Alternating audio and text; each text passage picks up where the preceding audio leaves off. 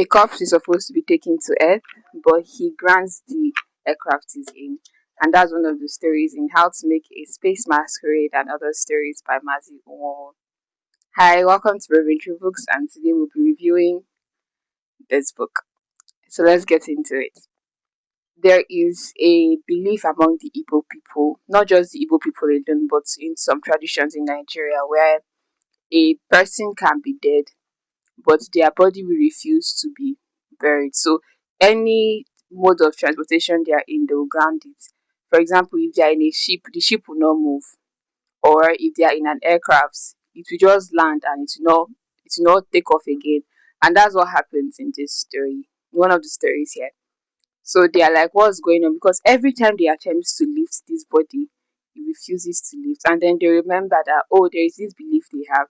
So they had to appease to his body because what they were thinking was that he did not live on earth, like he did not live in his village, and he did not want to be buried there. So that's why he did not want them to take him there. So he was resisting until they realized that they could come to some terms of agreement.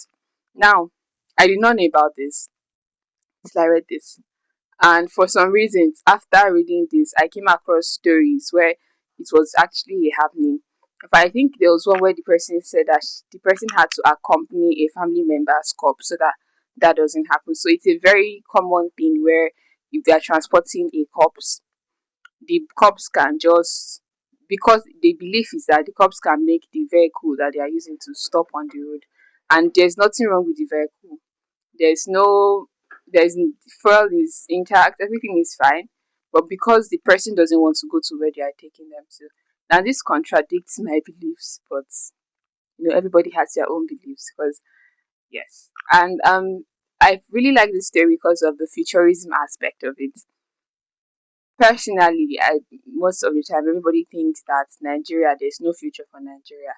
But books like this gives us hope because they present a futuristic form of Nigeria where things are working well. They may not be perfect, right? But they are working way better than they are now. And I like the fact that apart from futurism, there's Igbo cosmology in it. Aside the dead person resisting being buried, there are other parts of Igbo cosmology that this book makes reference to.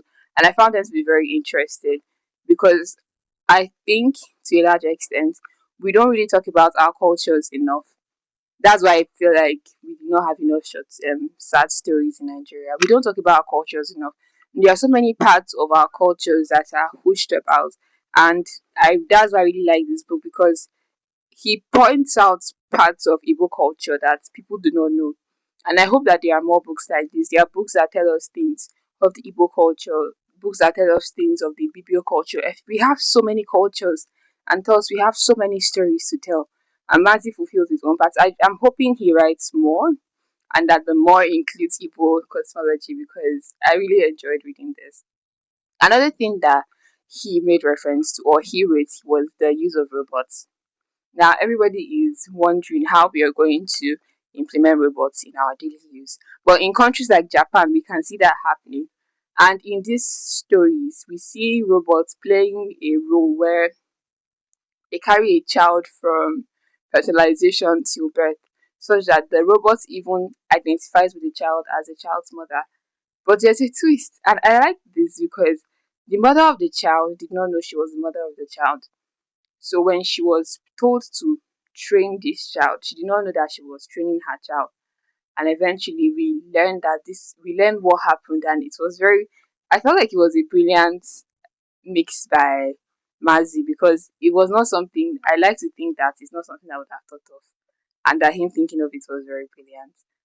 Another thing is, like I said, the use of robots. So it makes things that seem impossible become impossible because there is sci-fi, there is futurism, so it expands the possibilities of the world so much so that you see these things and you're like, this is nice.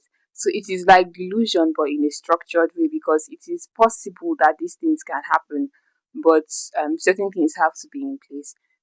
So there was a virus, right? And COVID and Ebola, they're both viruses, but there were some things that were put in place to cure them. And it makes me wonder now, this is aside from this book. There's a book called Perfect by I think Ellie Kessler, where we see the sacrifices that science demands before they give a cure. So these children are made to be perfect, no blemish, no injury, no nothing. They are to be made to be like that so that science can use them for further investigation. And it is too much of a sacrifice. But then we read that, oh, the reason why they were doing this experiment was because some people lost their children and they didn't want to experience a loss like that again. So decided to experiment with another set of children. But what they failed to factor into consideration was that these people also had emotion. So we can see that sometimes when science decides to go far and say, oh, we are looking for a solution, there are certain costs that we do not see. There are certain hidden costs that the public does not see. It raises the question of morality. Should this go on? I mean, are we saving 100 lives at the cost of one? And that one, what makes it less saving than the 100 others? Raises so many questions. I think if you're looking to get into fantasy, you can start gradually with this. Now, you don't have to start with the first story because the first story didn't really ground me in. But I started with others.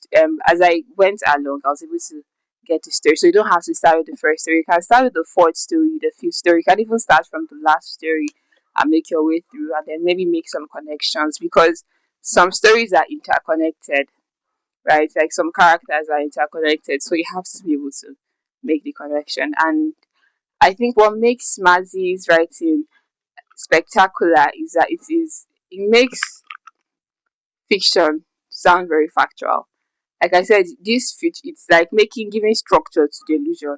I think that's a common thing among sci-fi books, but I haven't read so many, so I cannot say for sure.